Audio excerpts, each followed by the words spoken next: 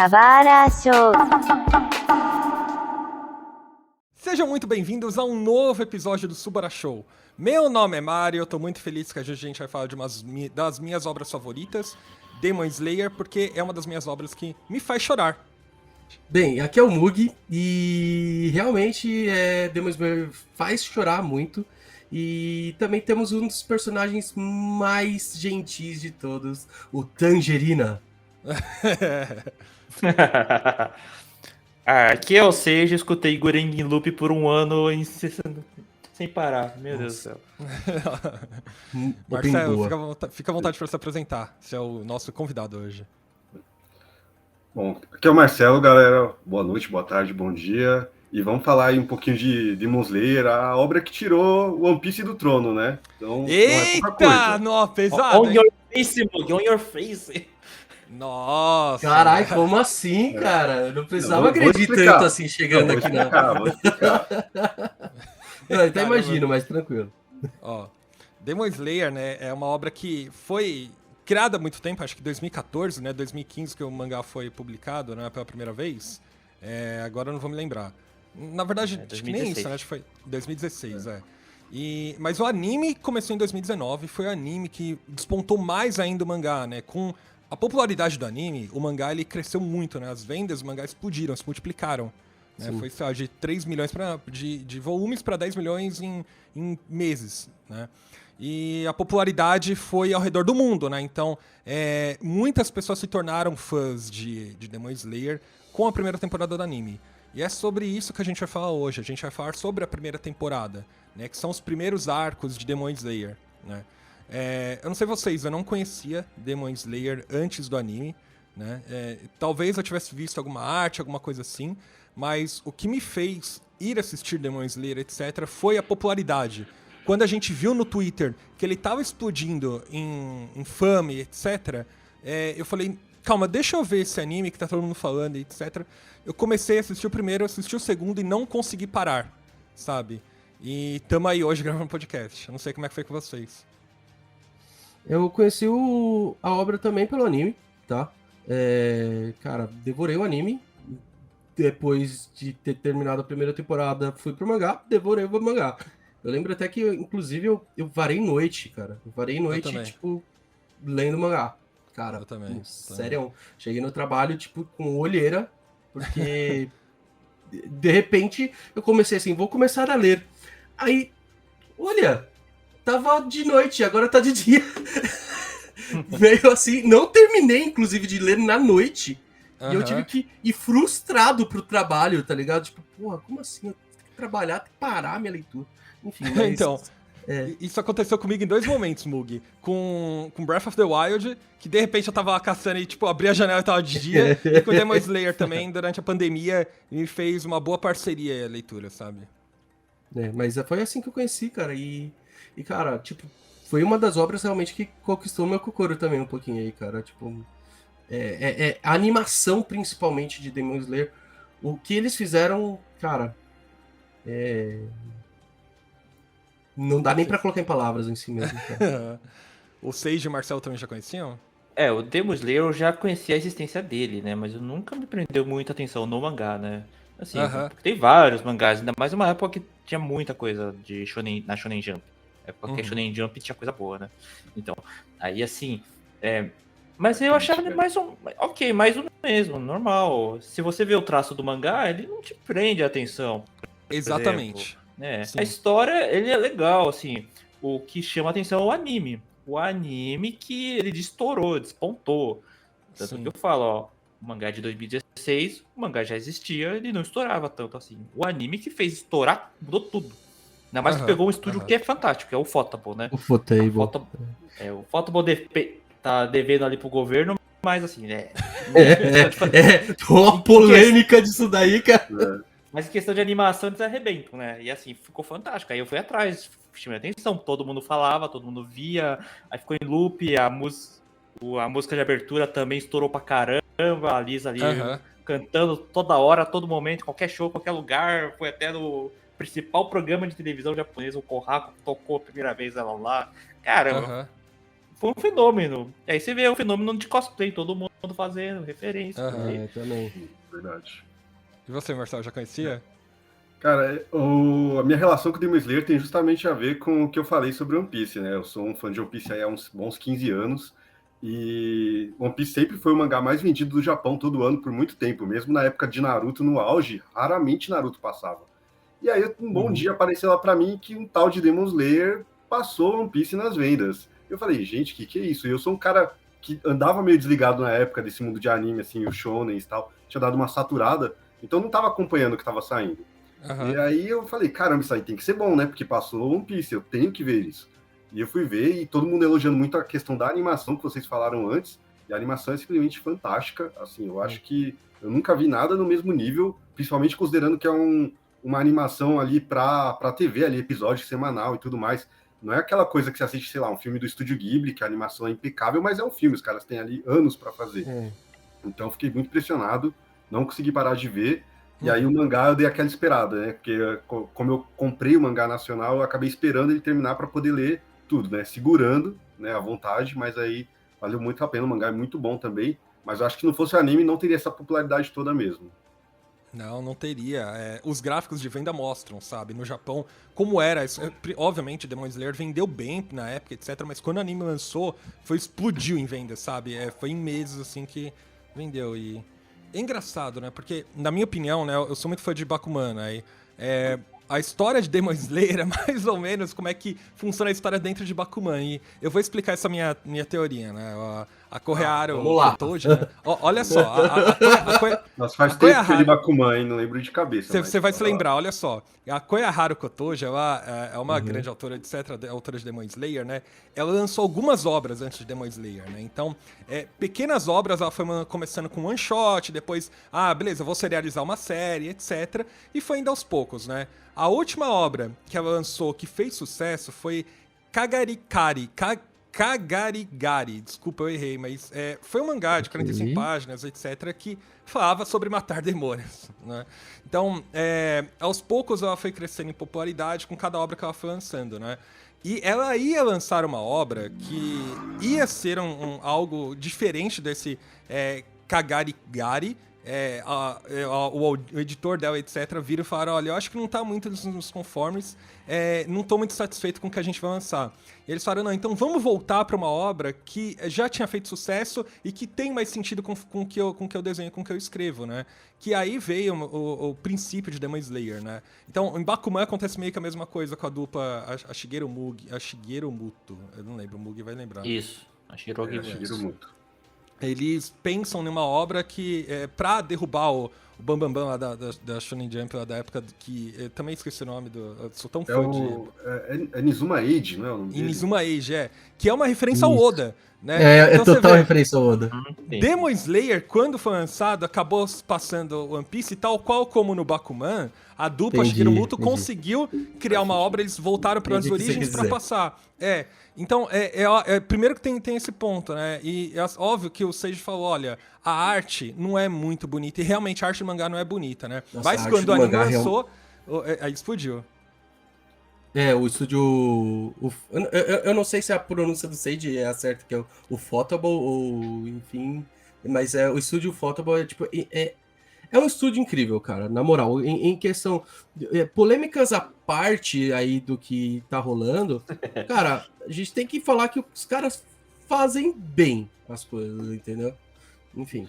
Cara, eu ouso dizer que o anime fez bem até para o traço do mangá. Se você pega a segunda metade do mangá, melhora muito o traço. Não sei se vocês sentiram isso também, mas eu achei que a segunda metade é bem melhor que ali os 5, 6 primeiros volumes. A tendência, mais ou menos a época, Pode falar, desculpa.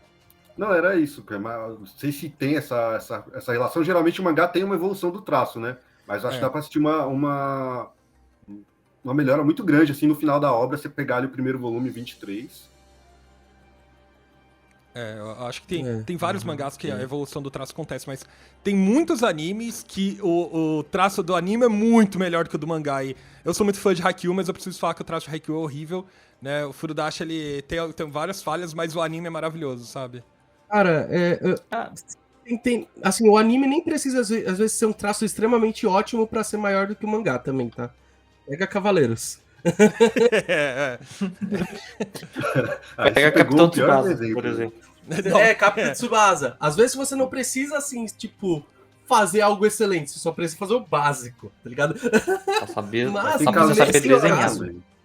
Nesse caso, eu gosto de comparar em si, tá? Não diretamente anime com mangá, tá? Mas em sim mangá com mangá. Pra mim, é a mesma experiência de você olhar o mangá de Kimetsu, tá? E olhar a animação de Kimetsu, é a mesma experiência de você olhar One Punch Man do One e One Punch Man do Murata. Entendeu? Porque, cara, é excepcional aquelas duas comparações, entendeu? O One Punch Man, depois que foi refeito, né, e não o do One, o do One é muito rabisco, entendeu? E eu sinto que o Kimetsu, ele é muito rabisco também, entendeu? E ele não tem tantos trabalhos em si na parte de background. Se você pegar o mangá de Kimetsu, você vai ver muito cara de personagem e o quadrinho por trás sabe bem aqueles quadrinhos de mangá com um monte de efeito tipo de mangá em si mesmo? Então, é muito isso, entendeu? É muito isso. Então você não tem toda aquela profundidade, às vezes. Obviamente, você tem um pouco de background, sim, tá, às vezes. Mas a imersão que acontece com o anime, de você ver o cenário por trás, entendeu? E ver realmente a coisa bonita acontecendo, é totalmente diferente, entendeu? A gente falou, né, dos traços, etc. E a gente já comentou que o anime se propagou por causa do mangá se propagou por causa do anime, né? O anime foi um sucesso, o anime é um sucesso, exato, continua sendo sucesso. E fica a pergunta, por que vocês acham que o anime teve tanta popularidade? Eu vou colocar aí personagens carismáticos, tá? Principalmente, porque é o que eu te falei, eu acho que fazia tempo, exceto por Boku no Hero em si, tá? A gente tem um personagem que ele é bonzinho demais até, tá ligado? O Tanjiro, eu acho que ele é tipo... Ele e o Deku de Boku no Hero, eles podem dar as mãos juntos e tipo, virarem a maior dupla de protagonistas gentis que existem, tá ligado? Se os dois precisassem entrar num concurso de xingamento um contra o outro, dava tela azul nos dois, tá ligado? Enfim. Então, em questão de personagens, tá? A gente tem personagens muito bem trabalhados, tá? Em si, não só o Tanjiro, como a Nezuko, que é eu acho que também uma das personagens que carregou bastante a parte da fanbase, assim, entendeu, pra ela.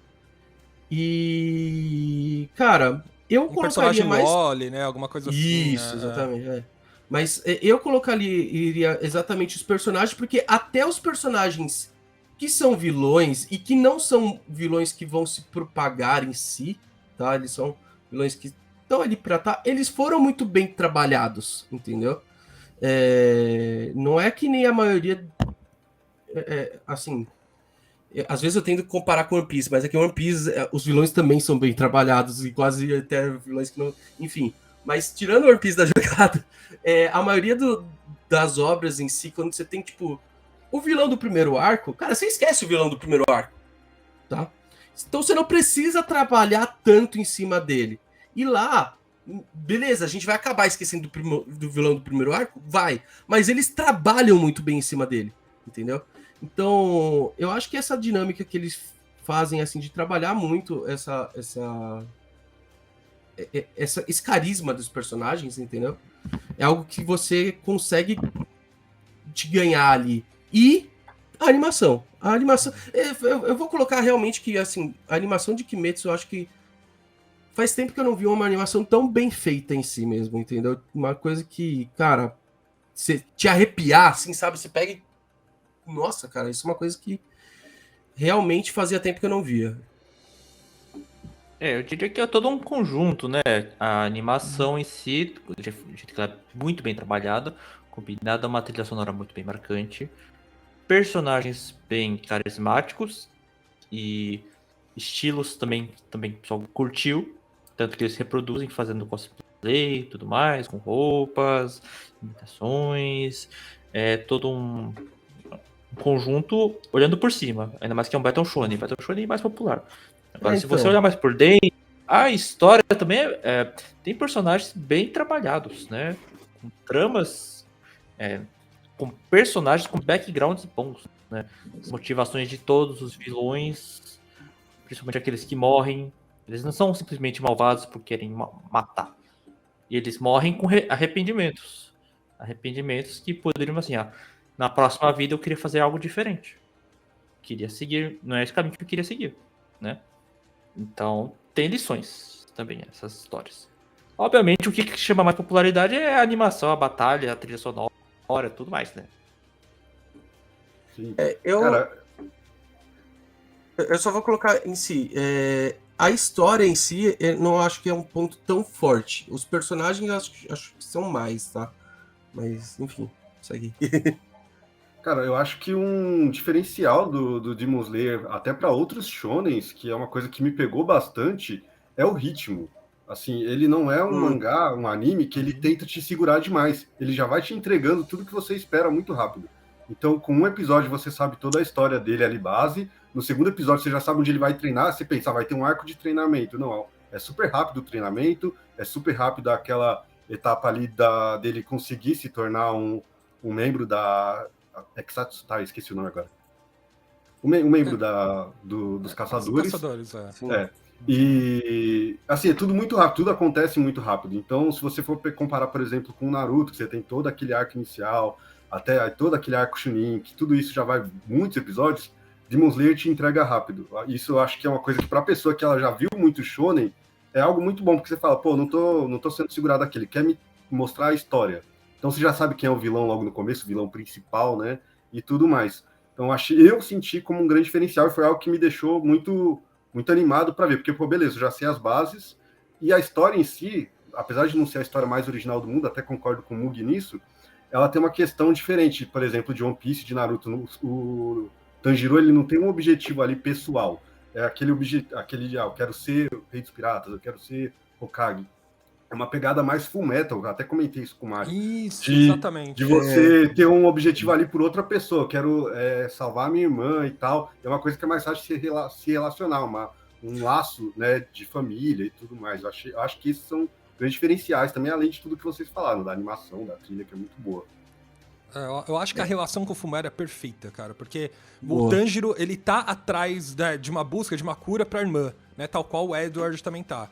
E esse ritmo também é composto em Fumero, né? O ritmo o Edward também, ele, apesar dos primeiros arcos, né, ele já tá aparecendo como alquimista federal, né? Ele também tem um mini arco lá de que ele vai fazer um teste, etc. E também tem no Demon Slayer, né? Os primeiros 5 episódios é o Tanjiro indo lá e fazendo os testes de seleção para ele se tornar um caçador, né? E tudo mais. Então, isso tá incluso, acho que tá conciliado. E mais importante, eu acho que a trama, né? A trama tem muito mais do que simplesmente ir atrás da cura pra irmã, né? Tem muita corrupção, tem muita traição, né? Tem muitas pessoas que você pode confiar, não pode confiar e assim por diante. E Fumero também tem, né? E as únicas pessoas que você pode confirmar é no laço entre os irmãos, né? Então, essa história de laço entre irmãos me comove muito, né? E quando os irmãos juntos, eles precisam superar várias adversidades, e que é o que acontece em Demon Slayer o tempo inteiro. Real. Essa pegada realmente de Fullmetal é legal de falar mesmo, cara, porque geralmente shonens, eles têm a pegada de, tipo, do protagonista se elevar, né? Não de um objetivo mais pelo outro em si, realmente, cara. E isso é legal de acompanhar, né? Porque você vê que toda a jornada da pessoa ali é pelo bem de outra pessoa, tá ligado? E você acaba realmente, tipo, sentindo o que o personagem quer passar, entendeu? Porque é diferente quando você tem, por exemplo, uma pegada, eu quero ser Hokage, beleza. Se você não conseguir ser Hokage, problema seu, entendeu?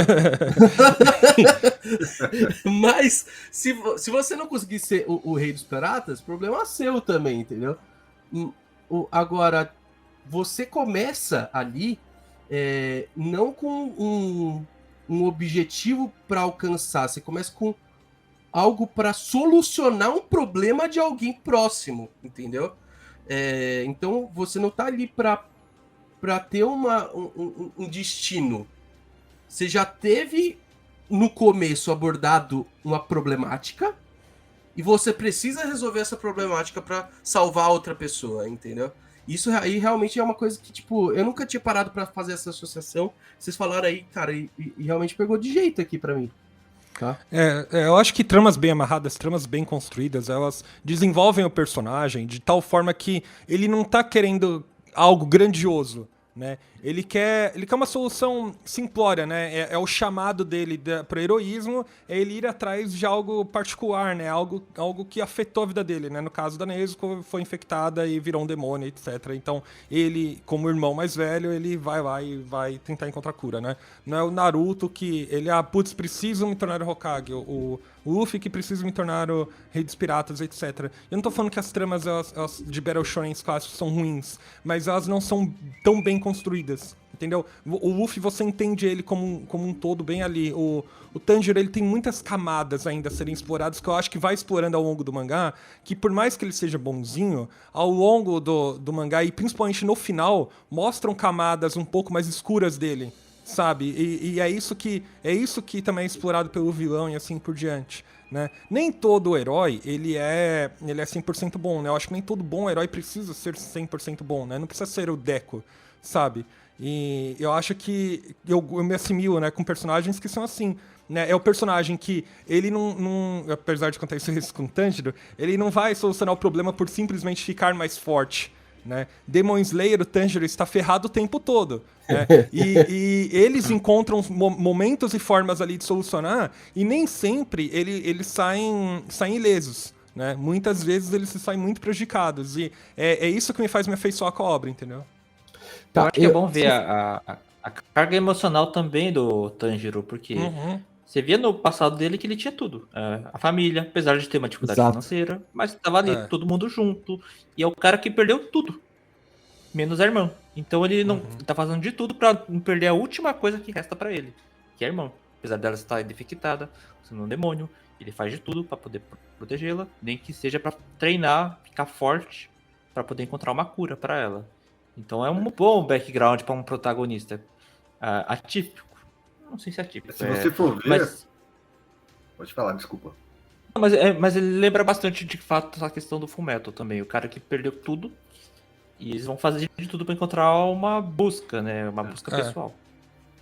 Se você for ver, na verdade, o Demon Slayer, ele não tem uma... Ele começa aonde outros protagonistas eles querem chegar. Ele já tá no que ele queria. Ele queria ficar com a família dele e vendendo carvão o resto da vida. Exato. Ele tava feliz ali. E aí, a jornada dele é para voltar ao início. Né? É um pouquinho diferente. Enquanto os outros, eles querem alcançar algo. Até mesmo no Fullmetal. No Fullmetal, ele já tem a problemática logo no começo da mãe dele, né?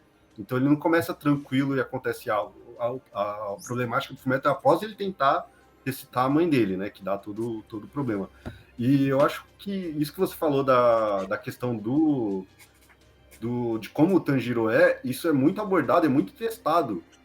E também é uma coisa que faz você se identificar, porque ele é um cara muito bonzinho num mundo que é muito cruel. Então, quando ele se envolve emocionalmente ali com um Oni que tá morrendo, que tem a história dele, até tem uma cena, se não me engano, o Tomioka, né, o Gyu, fala para ele que ele não pode ter dó de Oni, mas assim, ele seria a pessoa que poderia odiar mais os Onis, perder a família inteira para isso, mas ele não deixa de ser quem ele é. E a todo momento aquilo é provado, então ele é testado para ver se ele consegue aguentar ser quem ele é, manter o objetivo dele, né, que é por outra pessoa, e ver tudo aquilo, todas aquelas atrocidades acontecendo. E isso vai criando outras camadas dele.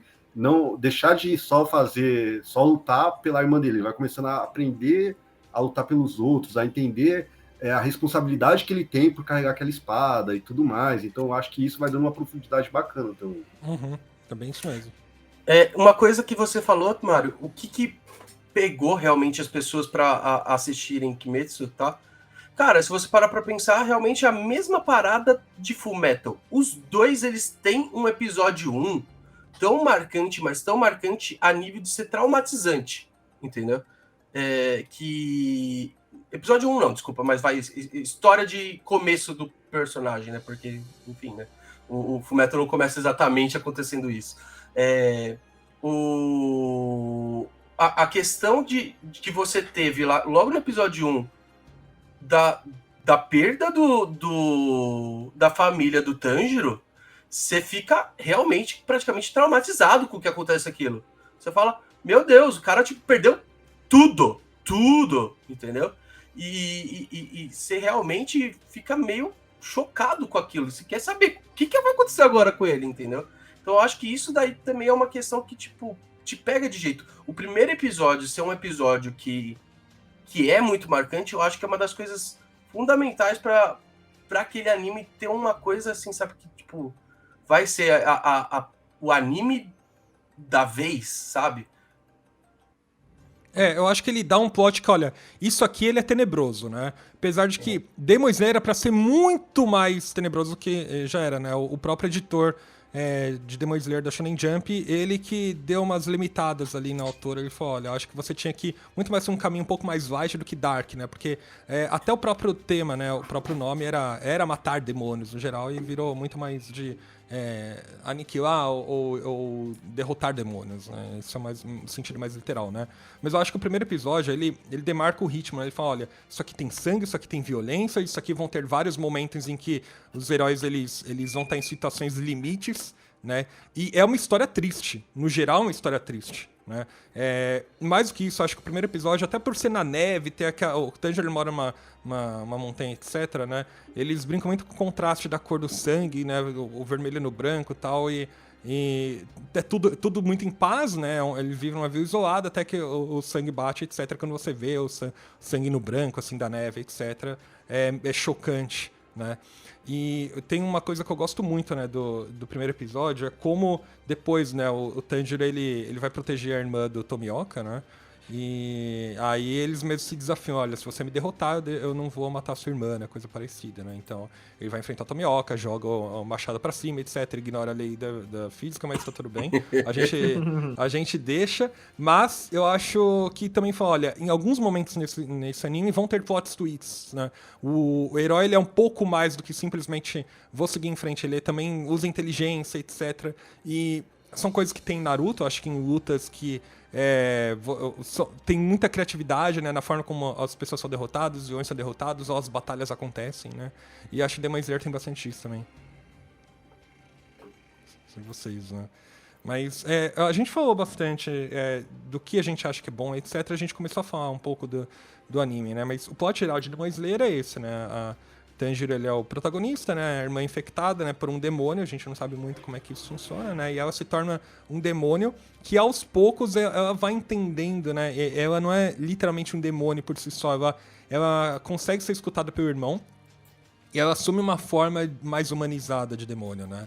Só que ela precisa ser carregada, ela não pode sair no sol, né? Porque os demônios morrem no sol e assim por diante, né? E o Tanjiro, ele acaba se tornando um caçador de demônios, apesar de ele ter uma irmã demônia, pra buscar uma cura pra Nezuko, né? E aí tem todo o plot, ele conhece os outros personagens, assim por diante, né? Bem, você falou irmã demônia. É que eu só me lembrou a quantidade de meme que teve com a Nezuko, cara, na época, cara. Mas, tem gente... fala. Mas eu vou falar, cara, realmente, tipo, a gente falou bastante do Tanjiro e tudo mais, mas tem que também frisar também que não é só ele também que carrega esse anime nas costas, né? A gente falou da Nezuko, mas tem todos os personagens, eu acho, que aparecem nele. A gente vai ser apresentado mais posteriormente aí nessa primeira temporada. Eles são muito bem trabalhados, tá? E em principal o trio de protagonistas ali, o triozinho em si ali, né? Uhum. Eu gostei muito de como foi a dinâmica que foi abordada entre eles, desde quando eles apareceram assim. Eu não sei, desde quando formou aquela parte que ia ter a parte deles fazendo o processo seletivo ali, sabe? Sim. Eu conseguia ver esses caras como o trio principal, entendeu? Até porque eles têm roupas diferentes, né? Então a gente vê logo de cara. Claro.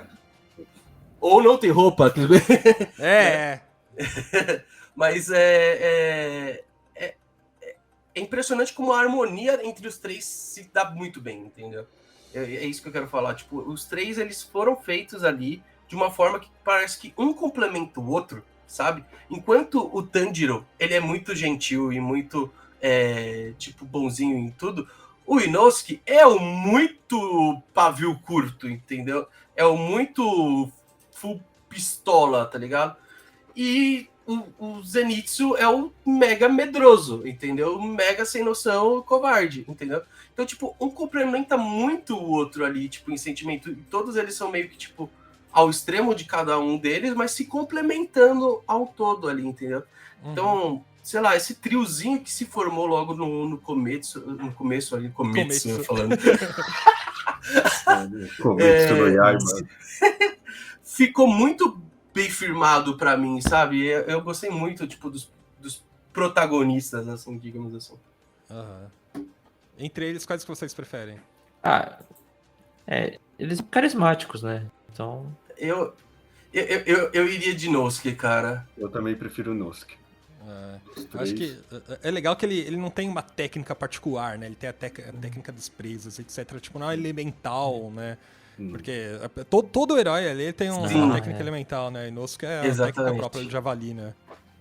Cara, o que eu gosto do Inosuke é como ele tem duas faces, assim, muito diferentes, né? E ao mesmo tempo que ele é aquele cara, que parte pra cima, loucão, quer desafiar todo mundo. Eu acho de rir quando ele quer desafiar o Tomioka, por exemplo, lá no monte, que ele só olha o cara, pô, você é incrível, então eu vou te derrotar, então eu vou ser mais incrível que você. Ele não tem noção nenhuma de nada. E ao mesmo tempo ele é um cara super ingênuo. Toda vez que fazem alguma coisa carinhosa por ele, ou algo que ele não tá esperando, como aquela velhinha lá da casinha e tal, que quando ela cuida dele, ele fica indefeso, ele fica tipo uma criancinha, assim. E isso é muito... Isso faz uma veia cômica muito engraçada nele. Assim, ele é um personagem que não tem como você não rir com ele, porque e ele é muito inesperado. Todas as situações que ele faz são sempre muito inesperadas. Ele pode fazer qualquer coisa, porque ele não tem o mínimo de noção. Então ele é muito bom. E o engraçado é que, por exemplo, eu sou muito fã do Usopp, né, em One Piece, é o meu Mugiwara favorito, mas eu demorei muito para ter afeição pelo Zenitsu, apesar de serem dois covardes. Porque o Zenitsu, ele é muito ao extremo, então acabava me irritando um pouco no começo. O Zenitsu, em nível de covarde, o Zenitsu ganha do Usopp. Também acho. Isso é difícil, hein? Não, exatamente. Ele grita muito, ele é muito medroso, ele não quer fazer nada. E com o tempo ele vai sendo desenvolvido, ele vai ficando um personagem mais interessante. Mas eu acho que o Inosuke é o mais legal dos três. E só curiosidade técnica aí. Rapidinho, só curiosidade técnica aí, tá? Os dois são mega medrosos e os dois têm o mesmo dublador aqui no Brasil, tá? Que é o Adrian. Então, tipo, é muito um parecido com o outro mesmo, tá ligado? Verdade. O Zenitsu tem que ter tempo realmente pra entender, pra gostar dele, porque ele é covarde, ele grita, ele é engraçado. Mas assim, a habilidade dele me incomoda, porque ele só luta quando estiver dormindo, né? Então assim, ele é limitado nessa questão de batalha. E aí, quando ele dorme, a gente já sabe, agora vai vir. Então vamos esperar ele dormir. Né? Porque enquanto ele não estiver dormindo... Só que isso é onde tá nessa parte de... Mais pra frente ele evolui, isso aí, pelo menos, né? Mas... Até o momento ele ainda tá me incomodando. Até o momento ele nessa pegada mesmo. Então, mas eu acho que entre os três... Ou pelo menos o Zenitsu tem uma curva de crescimento, né? Até a Nezuko tem curva de crescimento. Sim. Mas o Inosuke não também tem. O Inosuke, eu acho que ele é chave em alguns momentos, mas não por ele ter uma evolução, mas porque ele sabe o que ele tem que fazer, assim, é diferente dos outros que precisam evoluir. Até porque ele não tem essa questão de mestre, de treinamento, de nada, ele é aquilo e pronto, né? Ele é força bruta, né? Esse é o negócio, né? Então, não sei se dá pra esperar algo muito especial, se bem que tem arcos que é incrível a presença dele, né? Enfim. Mas, entre todos, assim, ainda acho que o Zenitsu é um personagem mais interessante de todos, né? É o personagem que eu prefiro, né? Principalmente porque a habilidade dele tem que aparecer em momentos oportunos, né? Ele só vai poder lutar dormindo e coisa parecida. Né? Então, eu acho super interessante a forma como ele é utilizado ao longo do mangá e ao longo da obra. Entendi. A gente vê os personagens. Tipo, o Tanjiro, ele é um protagonista que tá crescendo linearmente, normal. Vai melhorando técnicas, vai aprendendo coisas, vai ficando mais forte. O Inosuke é o inesperado. Ele é o forte. Ele sempre vai direto. Não vai em técnicas, vai pensar em força bruta, batalha. O Zenitsu a gente já espera o que acontece. Quando ele dormir, ele vai batalhar, ele é fodão, batalhando. Ponto. Né? Então são 3 tipos de personagens que a gente já entende como funciona eles em clichês de Battle Shonen. Né? Pô, exatamente. E A assim, Nezuko apesar é de eu interessante, criticar... porque ela... Uhum. Não, mas acho que é interessante como ela evolui, né? Mas também é algo esperado também num Battle Shonen. Né? Sim, o que só ia complementar, que apesar de eu criticar, por exemplo, a forma como o Zenitsu ele é covarde ali, principalmente no começo, se você for entender, até fazendo um paralelo que a gente estava fazendo com o Soap, os dois são os personagens que são mais normais, mais humanos ali, porque, cara, é natural você ter tanto medo num mundo que, pô, tem Onis ali que devoram pessoas e tal, e você ser obrigado a lutar com eles. Então ele traz aquele lado do, pô, se eu tivesse ali, como que eu ia me comportar? Provavelmente eu seria muito mais o Zenitsu, medroso, do que um cara loucão igual o Inosuke, ou um cara igual o Tanjiro que, assim, sente medo, mas sempre vai pra cima. Não é tão fácil ser igual o Tanjiro e muito menos o Inosuke, né? Em questão de comportamento em si, né? Os dois realmente eles colocam como, tipo, como se fosse uma pessoa normal reagindo, né, aos acontecimentos ali. Então, realmente, isso daí é uma coisa bem bacana de se ver, porque dá um ar mais de credibilidade para o que tá acontecendo, sabe? Porque se sempre é tipo, apareceu o demônio, então bora pra frente, tá ligado? Tipo, parece que tipo, é sempre fácil, entendeu? Não. Mas não, você demônio vê que o pessoal realmente tem medo disso, entendeu? Eu acho que vocês falaram que cada um tem um contraponto, né? Se vocês forem colocá-los numa espécie de triângulo, ou pelo menos uma linha, o Tanjiro é o que fica no meio, entre a coragem e o medo, né? Ele é corajoso, né? Ele tem medo, ele enfrenta, etc., mas ele não é impulsivo, né? Inosuke é 100% impulsivo e o Zenitsu, ele é a pessoa que ele é 100% medrosa, né? Mas eu gosto de personagens que têm força oculta. Em algum momento a força oculta dele vai despertar e aí ele vai ser o personagem mais forte. Ali eu acho que o Zenitsu é o mais forte entre os 3, né? Fala sério, quando você viu o choque do trovão ali, você falou, é ele, Pikachu. Eu tenho uma tendência a gostar de personagens, né, que tem algum poder elétrico, né? Então acho que o Zenitsu já é descolado por causa disso, entendeu? Meu Deus, em My Hero Academia também, né? O Denki, né? Então eu gosto de personagens que tem... eu gosto de personagens que manipulam a eletricidade, né? E mais que isso, também gosto de personagens que têm poder oculto, né? Força oculta ali vai despertar em algum momento, um momento mais inesperado, né? Tal qual o Gohan, né? Tem que ter a grande promessa do Dragon Ball aí, só luta quando tem uma força oculta, né? Boa. Mas além dos personagens, obviamente, a gente tem falado dessa primeira temporada, né? Então,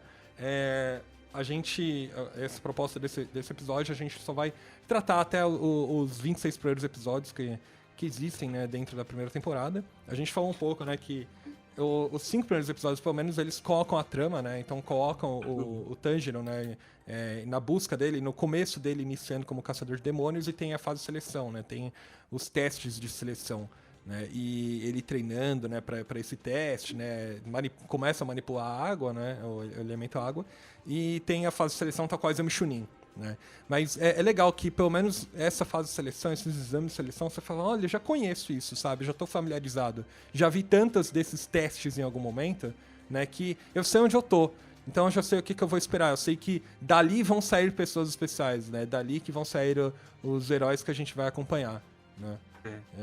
E nessa mesmo, você consegue ver quando acontece isso, que você fala, ali vai acontecer, vai aparecer o amiguinho A, o amiguinho B, eles vão se juntar e aí formou a equipe, entendeu? É o que você falou, a roupinha é de cor diferente, eu acho que esse aí continua na história, né? É basicamente isso. Mas eu fui surpreendido positivamente, por ser tão curto, mas ser tão bom, assim. Ela conseguiu dar um significado legal para esse arco, com toda a questão do Oni que já tinha ali um passado com o mestre dele e tudo mais, e sem precisar, ela só precisou mostrar ali bem rápido os outros personagens, sem focar tanto neles, para o arco seguir. Então, achei que foi bacana, achei que foi uma forma diferente de fazer, uma forma que ficou bem agradável, né? Sim. E, infelizmente, nessa primeina temporada, a Kanao não aparece muito, né? Eu gosto bastante dela, mas os outros já tem um destaque legal. O Tomioka, cara, que é o... É o primeiro... como era o nome da palavra? Hashira. Hashira. É o primeiro Hashira que aparece e ele que coloca pra gente ver que, cara, existem pessoas muito fortes, entendeu? E o Tomioka, ele realmente coloca ali pra gente ter a noção do quanto também os outros não são fortes, entendeu? A gente consegue ter uma noção que tem muito a evoluir e que tem muito para acontecer ainda no anime, entendeu? O primeiro anime, a gente tem até a visão do que são os Hashiras depois, né? Mostra, tem uma apresentação rápida, mas a gente fica já muito pensando, cara, quem são esses caras? Porque se o Tomioka ele já é forte, cadê o resto, tá ligado? Então, é pouco abordado deles nessa primeira temporada, mas eu acho que, assim, depois quem só assistiu a primeira vai assistir o restante e vai falar assim, cara, que da hora são esses personagens também, entendeu? Não, os Hashiras são bem explorados, né? O único problema é que eles só podem desenvolver 2 por temporada, né? 1 ou 2 por temporada ou por arcos, né? Então essa dinâmica vai acontecer até ao longo da história, né? O Seiji já fala alguma coisa, né? Não, mas uma coisa legal desses episódios também é que já apresentou logo o vilão principal. Não demorou muito pra apresentar ele. Real. Então demorou uns 7 episódios, mais ou menos. Ele já apareceu ali, a gente já entende o que ele é, mais ou menos. A real é que eu pensei até que ia rolar uma treta já inicial, já eu juro aí, cara. Falei, caralho, a gente tá no episódio... nem lembro, vai tipo 6, 7, não, sim, assim. Ele aparece na multidão, já ameaça agora. Ali.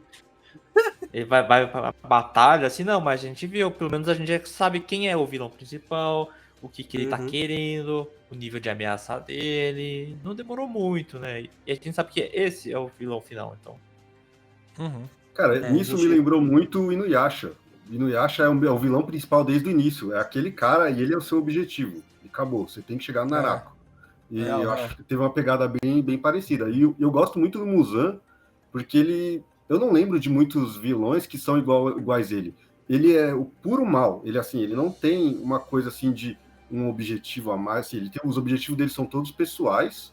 E ele é pura maldade com todo mundo. Ele não tem um ponto fraco, alguma coisa assim.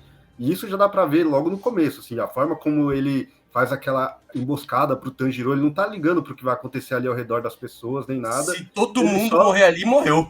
Exatamente. Ele só ele só quer sair da forma mais tranquila e ferrar com aquele caçador que tá na frente dele. Então, eu acho ele um vilão bem interessante, assim, bem diferente do normal, diria assim. Não sei se vocês concordam. Concordo e falo mais. Isso é o que, tipo, a gente... É um vilão de pura raiva que a gente tem, tá ligado? Não é um vilão que a gente tenta entender o vilão, sabe? Que é o que acontece geralmente na maioria das obras em si, tá ligado? Você pega assim e a gente acaba tendo um flashback do vilão mostrando o passado e entendendo por que ele tá agindo daquela maneira, por que ele é ruim, entendeu?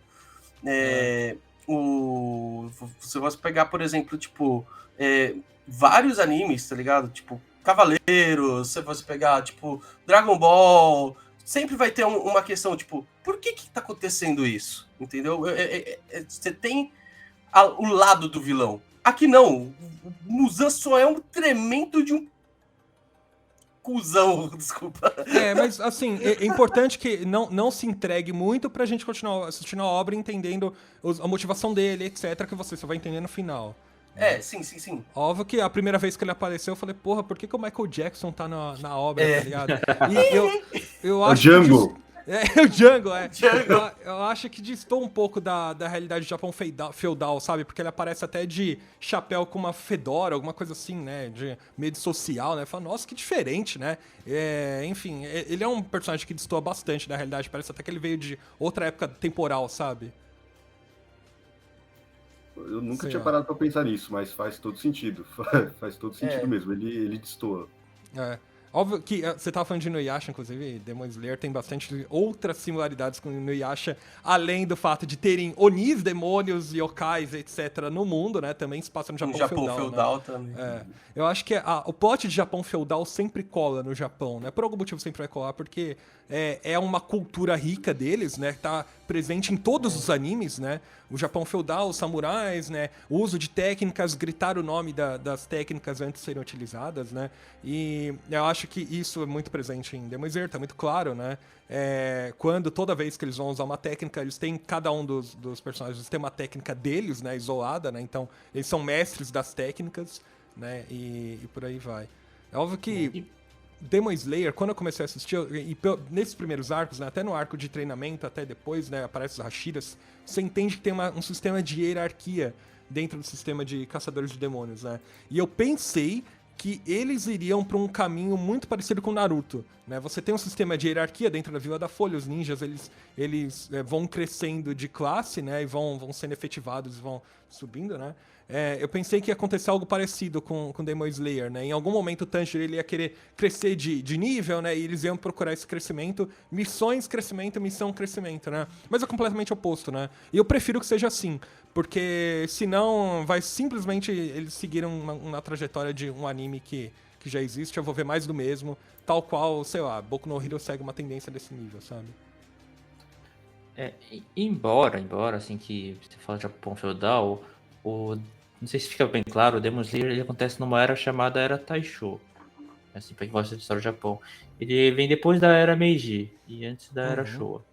Então lá pra 1910 a 1925.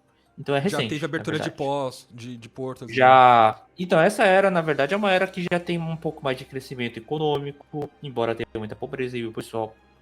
Crescimento econômico não, foi uma época de grande imigração japonesa, né? O pessoal fugindo da pobreza. Mas tem uma época de expansão e militarização, também bastante forte. Então você vê uma grande contraste de mudança. Pessoas não andam com muita espada também, né? Então você vê... E você vê essa pessoa com essa moda também, essa roupa diferente. Que tem o Muzan, né? Então é uma época de transição. Né? Faz um sentido. É uma época de transição, de fato, que você vai ver mais ainda. Embora foi curtinha, né? Mas é legal também, de fato, ainda tem uma questão do Japão tradicional ainda, né? Você vê que não é todo mundo que usa espada, só os caras mesmos, os caçadores de corporação demônios, lá, os caçadores de demônios, né? E ainda usa botou numa história, né? que ainda encaixou numa história que tem Onis, né? Demônios. Então, é uma história de fantasia, se a gente pensar bem, na verdade. Mas se você associado para pensar... uma época. Se você para pra pensar, realmente o Japão feudal, cara, é tão usado que no mesmo período, tá? Se eu não me engano, tipo, não sei se foi só um pouquinho depois, ou se teve até momento de episódio que confrontou, mas a gente teve Dorororo, que também é uma história de Japão feudal, que também, mano, tipo, pega o mesmo background quase, tá? Não sei se é na mesma era, como o Seiji falou, e creio que não, tá? Mas, cara, você vê que, tipo, realmente, Japão feudal é uma coisa que, tipo, funciona em anime. Tipo, os caras gostam de fazer e fazem bem. Até em One Piece, né? O arco também, a gente viu o que aconteceu, né? Verdade. Tem uma coisa que eu gosto muito da Ufotable, da Ufotable. Não sei como é que eu comecei a falar. Eu não sei como, eu também. Eu falava Ufotable, mas aí o Seiji me mandou um Ufotable e eu fiquei tipo, a gente nunca sabe. Só segue, Sakura de Sakura, né? Essas coisas a gente nunca sabe, até alguém falar do nosso lado, a gente achar que é mais legal, né? Então agora Ufotable, E tem algo que eu gosto muito do anime, do estilo de animação, principalmente quando o Tanjiro ele usa a respiração da água, né? E o estilo de animação do estilo da água é muito maravilhoso, sabe? É mais detalhado, é mais rico nos desenhos, né? E o trajeto da água, da espada do Tanjiro é mostrado em todos os momentos, sabe? Quando ele usa qualquer forma do estilo da água, sabe? Eu acho isso maravilhoso quando eu tô assistindo o anime, porque eu consigo entender qual que é a animação, né? Óbvio que até parece 3D, eu não sei como é que eles fazem, mas é maravilhoso.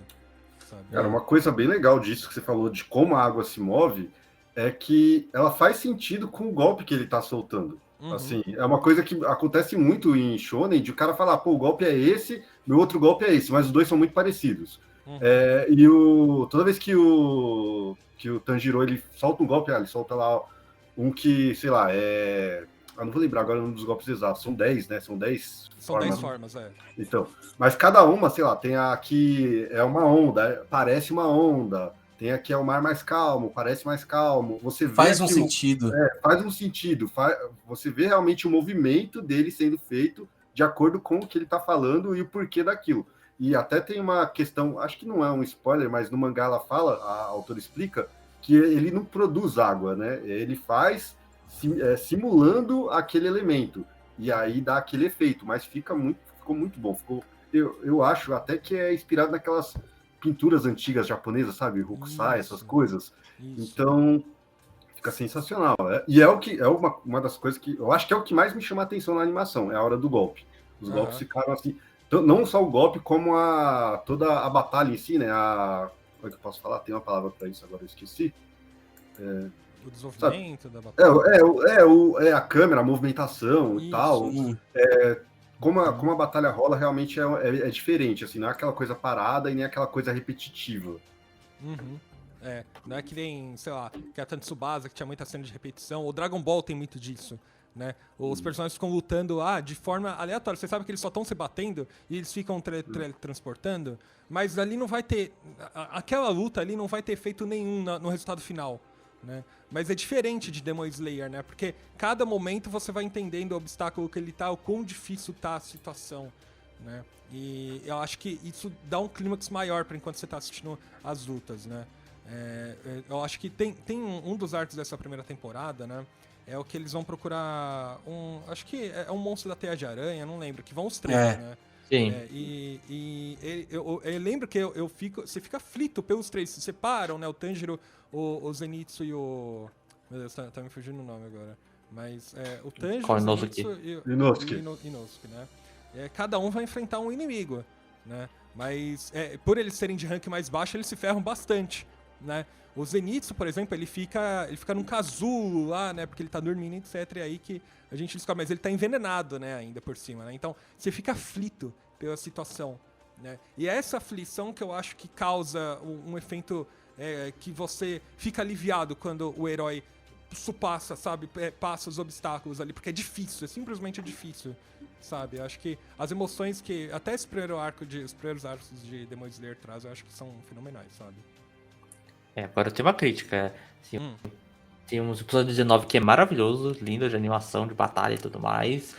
Mas aquela respiração do fogo vindo do nada, assim, mas de onde veio isso? Porque eu lembrei do meu pai que me explicou, que eu relembrei ele dançando, mas gente, veio do nada. Isso cara. Eu sei. Ter falado antes dessa batalha. É que assim, no episódio 19 a gente tem que passar pano. Entendeu? A gente passa pano, exatamente. A gente passa pano, passa batalha, mas assim... Pior que eu super entendo, eu sou o cara mais crítico com isso de o tal do Deus Ex Machina, né? Uma solução do nada.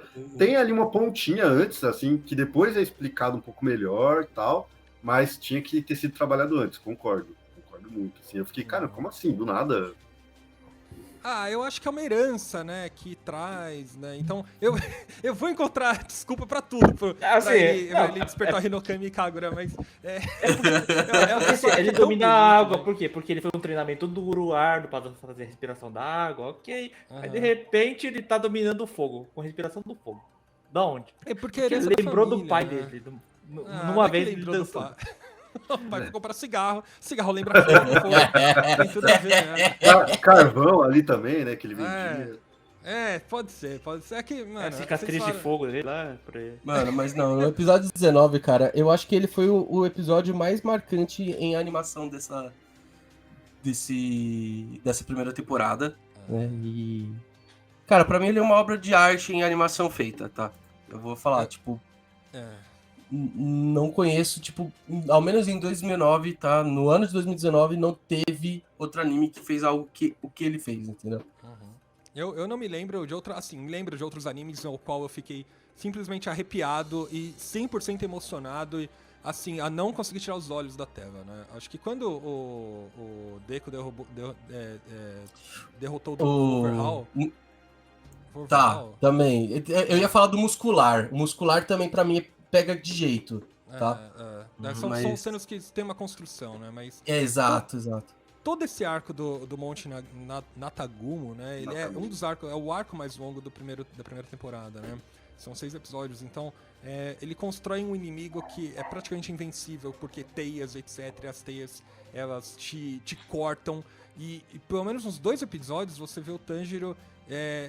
sabe, aflito porque ele não consegue derrotar o inimigo, né, com a técnica que ele tem. Se ele se move, ele se corta e você vê ele prestes a se dilacerar o tempo todo, né? Mais do que isso, a Nezuko tá presa, etc. Então, é muito aflito esse arco, sabe? Você fica com o coração na mão, fala, e agora? O que ele vai fazer? Como é que ele vai superar isso, né? Por mais que seja um Deus Ex Machina, eu acho que não tinha como fugir disso, né? Eles tiveram que construir um personagem tão poderoso, tão difícil de se lidar, que a técnica básica do Tanjiro não conseguia superar, sabe? A técnica básica dele não era o suficiente para enfrentar esse vilão. Então eles tiveram que dar um jeito ali, né? Eu gosto, né? Eu acho maravilhoso, eu acho bom, né? Eu acho bonito ver a forma como o Tanjiro ele descobre a respiração do fogo, né? Etc. E o episódio 19, eu acho que, assim, até hoje eu reassisto às vezes, né? Acho que é um dos animes que tem maior reactions no YouTube, né? Se vocês forem procurar por reaction de episódio de 19 de Kimetsu, tem muita coisa mesmo. Tem muita. E toda vez que eu assisto, eu fico muito emocionado, sabe? Porque começa a tocar Tanjiro no Uta, que é uma música feita somente para aquele episódio, né? É o Tanjiro crescendo, é o Tanjiro relembrando, é o Tanjiro prestes a fazer algo foda, né? É ele correndo em direção... Ele fala, olha, é a minha última chance de salvar a Nezuko, né? E é ele relembrando do passado com o pai dele uma dança bonita, acho que até 3D, eles usaram, o Futaba usou 3D ali para o pai dançar, né, etc, né? E é bonito ver o Tanjiro relembrando do passado, né? Eu acho que quando a gente se lembra, né, das origens, etc, é o que dá força pra gente, né? Como é que eu cheguei até aqui? Por que eu tô aqui? Né? Quando a gente tá na merda, são os laços que faz a gente, sabe, ir pra frente. E tem todo um significado, né? Então, ele relembrar, olha, eu despertei o poder do fogo dentro de mim, é muito mais do que o fogo, né? É a vontade dele de lutar, sabe? O fogo tem essa similaridade de vontade, né? De força, etc.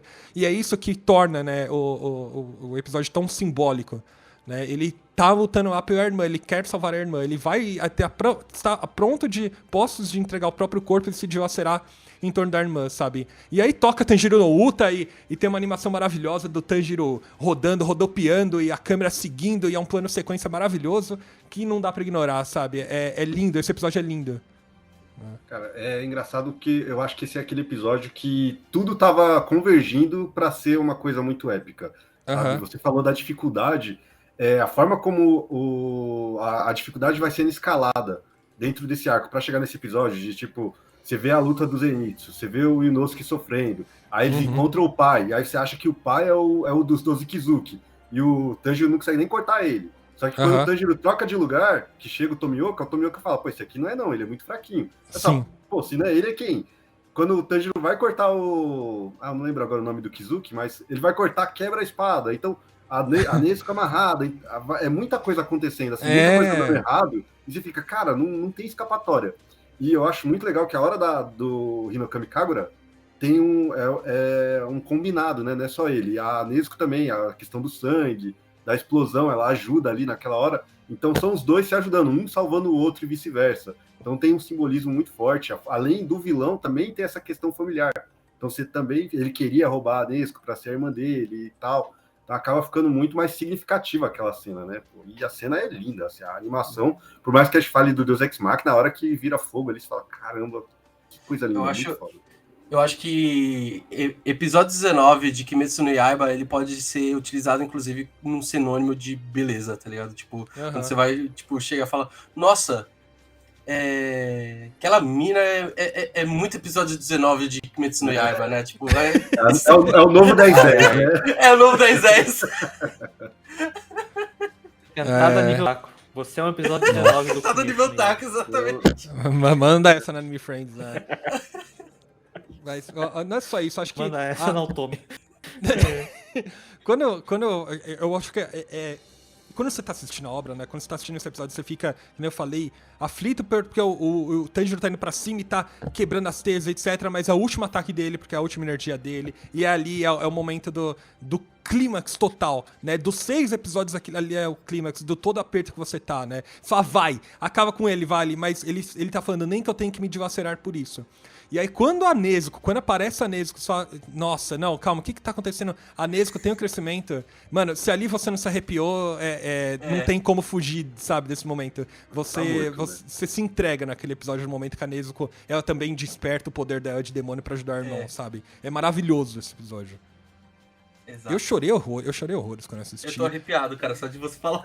Não, toda vez que eu assisto, eu fico arrepiado. Esse episódio, toda vez, eu não consigo, sabe? Depois que a gente acabar de gravar, eu vou assistir de novo, porque é muito lindo esse episódio. E depois desses trechos, tipo, aí depois a gente tem o clímax, ele volta a ficar mais regular, né? Que aí os personagens, eles começam a se recuperar, porque todo mundo se ferrou, né, nesse monte, né? Eles estão ferradões, eles têm que passar por uma reabilitação, né? E apesar de ser bonitinho, né? Na real, aí ele segue a história, né? Porque a gente, tipo, ficou bastante tempo em si, né? Ali pra ter as batalhas, e a gente precisa. E foi colocado muita interrogação na nossa cabeça até ali, né? Então, tipo, depois dali, aí as coisas são começadas a serem explicadas, digamos assim, tá ligado? Tem uma expansão de universo aí, né, depois. Até porque, né, o Tanjiro, ele precisa... Calma, por que eu despertei o Hinokami Kagura? O que é o Hinokami Kagura? Como que eu posso entender melhor a mim mesmo, esse poder que eu tenho, etc. Ele vai em busca disso, né? E os Hashiras também aparecem por completude, né? Acho que é a primeira vez que você vê todos os Hashiras, né? Sim. Vez. Logo em seguida, né? Que tem todo o teste da Nezuko ali e tal, que é uma cena também muito forte, muito impactante. Não sei vocês, mas eu no começo peguei aquela raiva do Hashira do Vento, que eu não vou lembrar o nome dele agora. Acho que é Shinazugawa, alguma coisa assim. Mas faz todo sentido, assim, a gente pega uma raiva, e isso é muito engraçado. Você tem que entender a visão da pessoa que tá assistindo e a visão do personagem. Para ele, não faz sentido um Oni simplesmente conseguir se segurar. E toda o drama daquela cena, você já sabendo por tudo que o Tanjiro passou para estar com ela, e correr o risco de, depois de tudo aquilo, um Hashira vir lá e simplesmente matar a Nezuko do nada. Pô, não dá, você não quer aceitar aquilo. A cena é muito tensa, tá todo mundo ali, você entende que o Tanjiro ainda é muito fraco, ele não vai conseguir fazer nada. Então, achei que foi muito bem construída e você fica muito naquele hype da segunda temporada, de quero entender quem são esses caras, eu quero ver o que cada um deles fazem, o que quer dizer cada um das inspirações que eles usam e tudo mais, e entender o Hinokami Kagura, até porque apareceu meio do nada, como a gente já falou, então a gente quer saber, e aí, agora? O que isso quis dizer? Então eu achei que, além da temporada ser muito boa, ela tem um clímax incrível lá no 19, ela sabe deixar um gancho muito bom para você querer ir atrás do mangá, igual o Mugi foi lá e ficou lendo de madrugada, ou ficar ali esperando a segunda temporada. Eu gosto que depois, durante o arco de reabilitação, né? Eu acho engraçadinho o arco de reabilitação entre todos eles, tá? Rolam várias piadinhas, é um momento mais que você, sabe, passei o sufoco, eu vou ter um pouquinho de carga mais feliz, né? Vou ter um pouco de carga mais animada, né? Então, pelo menos é um momento mais light, né? E o trio ali, eles fortalecem muito, né? Então, eles passaram... Normalmente, quando você tem pessoas que você passa momentos de dificuldade, você tem mais afinidade, né? Então, eles passam a ter mais afinidade entre eles, né? Passam a se entender mais e assim por diante, né? Só acho curioso que, né, quando os Hashiras aparecem, né? Todos os Hashiras têm imagens e visuais e características muito marcantes. Menos o Tomioka. O Tomioka, ele é genericão, né? Ele é o Kakashi, ele é né? morto. Uma cara de morto. Ele é o Iruka Sensei, é isso que ele é, né? Ele, não, em questão de character design, o Tomioka é o que menos, tipo, parece ser alguma coisa de protagonista. Se você não pegar que, tipo, a roupa dele tem um pouquinho mais de colorido, tá ligado? Ele é o que menos dá ar de, tipo, principal importante, sabe? Acho que ele ainda é um pouquinho melhor que aquele do... da névoa. Aquele da névoa eu acho ele muito coadjuvante, assim. Sei. Tem mais coadjuvante, né? Falta imaginação. Mais logo. Enfim. Eu gosto desse arco também, eu gosto da cena da Kanao também. Acho legal. Eu gosto dessa personagem. Ela treinando o Tanjiro. Com né? moedinha. Não, com moeda. Tá. Não, se eu vou tirar a cara, você vai falar. Senão você não vai falar. E se não tirasse, cara? Ia jogar de novo a moeda. Cara, você tem vontade pra ter livre-arbítrio, né? De fazer as coisas que você quer. Né? Eu tenho um problema, eu sou shipper, cara. Então, assim, mas é só pra não é pra isso. Aí eu fico frustrado, cara. Não, mas shonen é pra isso, é pra gente chipar casais que o autor não vai querer fazer pra gente ficar feliz, entendeu? Né? Mó triste isso. Vocês não ficam putos com a Kanao? Porque ela tentou matar a Nezuko, né? Apesar de ser uma cena fofa, né? Da Nezuko piquitinha, assim, pulando e correndo. Etc, mas então é aquela parada que o Marcelo falou, cara, porque, tipo... Beleza, é a Nezuko, mas é um Oni. Vamos pensar que ela não é fofinha, tá? Vamos mudar o cenário. Mário, você tá num apocalipse zumbi. Vem um bebê zumbi correndo na tua direção. Você dá ou não dá uma bicuda? Nossa, aí vai me comprometer demais, mas eu não sei, cara. Entendeu? Eu daria. Caraca. É um bebê zumbi, cara. Entendeu? Entendeu o contexto do bebê zumbi, né? Etc. Mas você tem o contexto que, tipo, é zumbi. Se te morder, você já era, tá ligado? Tipo, mano, na moral, cara, tipo, existe essa pegada, tipo, de já existir não um preconceito, mas um conceito firmado mesmo, sabe? Que, tipo, Oni são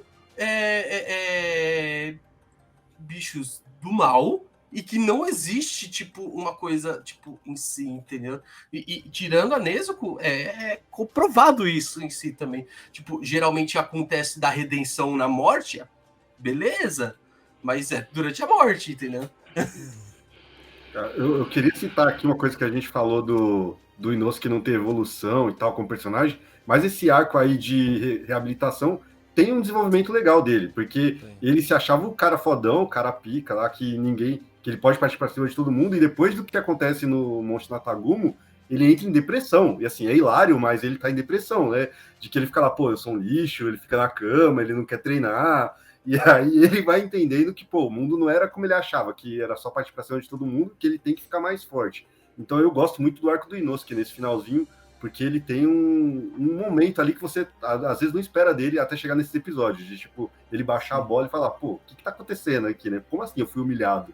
Né? Então é bem bacana, eu acho. E ele deprimido é uma gag ali sensacional. Ele com a máscara deprimida, né? Não levanta da cama. Com a roupinha assim de pijaminha, né? É engraçadinho. Né? E não que é super engraçadinho, mas apesar de que quando ele tira a máscara mostra um ser belo ali, né? Etc. Ele é uma pessoa super bonita, mas ele gosta de ficar usando a máscara, né? Então. O Inosuke é bem engraçadinho. Acho que ele é um personagem tipo super alívio cômico mesmo, não tem como, sabe? Enquanto o Ferreiro dá pra a espada novinha dele, aqui, ó, a espada novinha pra você, o que ele faz? Ele quebra a espada. Pra deixar ela serrilhada. Assim, minha espada, desgraçada, vou matar ele você. Ele fica batendo assim, né? Agora tá bem melhor. Ele deixar serrilhada. É sério, é a única pessoa que, mesmo usando máscara, você consegue sentir a expressão de raiva dentro da máscara, sabe? Então, uma coisa que eu acho legal do Inosuke é que mesmo com a máscara, você entende o que ele tá sentindo. Sabe? É muito curioso. Então, sei lá, apesar de ele ser um alívio cômico, é legal ver o Inosuke. Eu só tava fazendo um contraponto. Essa expressão de de máscara era com o Ferreiro, que ele usa uma máscara Tengu. Sim.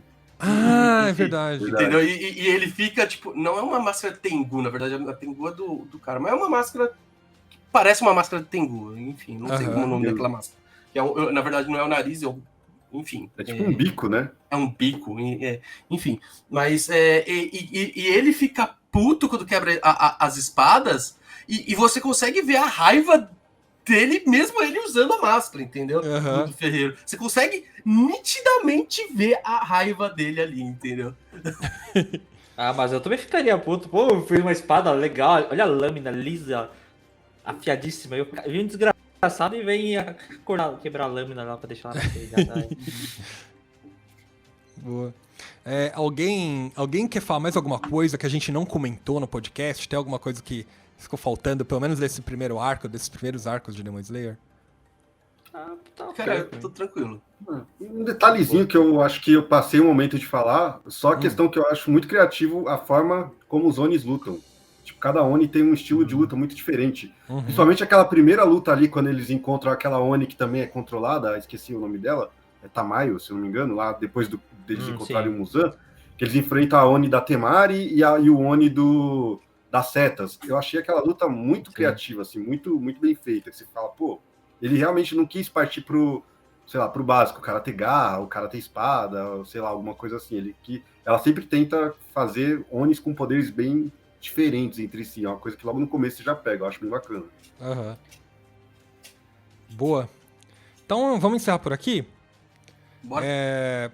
Acho que para você que ouviu até agora, né, primeiramente, não deixe de comentar as suas impressões também dos primeiros arcos de Demon Slayer, né? A gente quer ouvir sua opinião, a gente quer saber o que você acha de Demon Slayer, né? Demon Slayer ainda é um anime em andamento, então vão ouvir outros episódios nossos, né? Ainda vão haver outros episódios nossos falando sobre Demon Slayer, mas a gente quer saber o que você achou desse, né? E principalmente das coisas que a gente falou, se você concorda ou discorda. Logo, entre nas nossas redes sociais e comente conosco, né, tudo que você achou, né, etc. E também entre no nosso servidor do Discord para discutir conosco, né, sobre as impressões sobre o anime, né, ou sobre tudo que a gente falou no episódio, né. Também não deixe de curtir esse vídeo, né, no YouTube, né, conforme for sair, no Spotify, não deixe de avaliar, né, o episódio e pedir para os seus amigos se inscreverem se você gosta do nosso trabalho, se você está acompanhando, tá? Vá nas redes sociais, solte o verbo e é isso. Alguém quer deixar algum recadinho final? Eu tô de boa. Quero sim, rapidinho. Só lembrando que Demon Slayer passou sim One Piece, mas foi só por algumas semanas e tá tudo certo. Um cordinho. Né? O coração é sempre One Piece, o coração é sempre One Piece, mas Demon Slayer é bom. Não dá pra abacar isso acontecer nada. Bem isso. Boa, gente. Acho que é isso, então. Valeu, até a próxima.